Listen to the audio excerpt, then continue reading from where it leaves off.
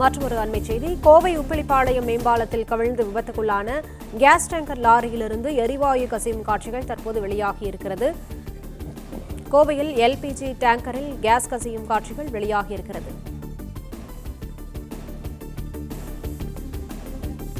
கோவை உப்பிலிப்பாளையம் மேம்பாலத்தில் கவிழ்ந்து விபத்துக்குள்ளான case tanker லாரியிலிருந்து எரிவாயு கசியும் காட்சிகள் வெளியாகியிருக்கிறது. கூடுதல் விவரங்களை செய்தியாளர் நேசராஜ் வழங்க கேட்கலாம். நேசராஜ், விவரங்களை பதிவு பண்ணலாம்.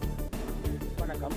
கொச்சியிலிருந்து நேற்று இரவு எல்பிஜி கேஸ் லாரி ஒன்று கோவை கீழமேடு பகுதிக்கு வந்துள்ளது. இந்த நிலையில் கோவை உப்பிலிப்பாளையம் மேம்பாலத்திற்கு அருகே திரும்பும் பொழுது அந்த டேங்கர் லாரி கீழே விழுந்து விபத்தானது. அந்த விபத்தின் போது அந்த கேஸ் சிலிண்டரிலிருந்து அந்த எரிவாயு மேலே எழும்பி வந்தது. இதனையடுத்து அங்குள்ள அதிகாரிகள் அதனை புகைப்படமாகவும் வீடியோவும் பதிவு செய்யலாம். தற்போது அந்த காட்சிகள் வெளியாகியுள்ளது. மேலும் இந்த காட்சியானது தற்போது வைரலாகி வரும் நிலையில அந்த கேஸ் சிலிண்டரை அடைக்கும் பணியில தீயணைப்பு துறையினர் மற்றும் காவல்துறையினர்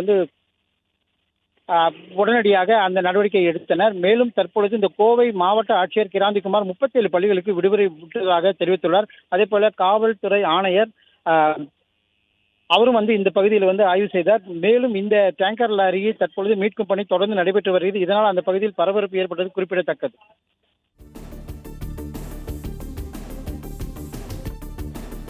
விவரங்களுக்கு நன்றி நேசராஜ்.